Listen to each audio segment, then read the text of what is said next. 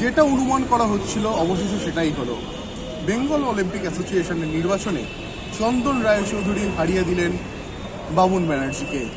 অর্থাৎ বাবুন ব্যানার্জির সভাপতি পদে বেঙ্গল অলিম্পিক অ্যাসোসিয়েশনে যে 4 বছর কমপ্লিট হওয়ার পর তিনি লড়াইয়ে নেমেছিলেন ফের প্রতিদ্বন্দ্বিতা করার জন্য ভোটের ময়দানে, সেখানে তিনি পরাজিত হলেন। তবে হারলেও একেবারেই ভেঙে পড়েননি মুখ্যমন্ত্রীর ছোট ভাই। বাবুন ব্যানার্জি বেরোলেন ভোটের ফলাফল বেরিয়ে আসার দীর্ঘ সময় পর, এবং বেরিয়ে যে কথা বললেন খেলা হবে, তিনি স্পষ্ট জানিয়ে দিলেন তিনি ভোটের ময়দানে কখনো হারেননি। ঠিকঠাক যদি ভোট হয়, ময়দানি লড়াই যদি ঠিকঠাক হয়, তাহলে কিন্তু সেই লড়াইয়ে তিনি আছেন। তিনি ময়দানের ছেলে, তিনি ভোট ময়দান ছেড়ে পালাবেন না, তিনি ময়দান ছেড়ে পালাবেন না।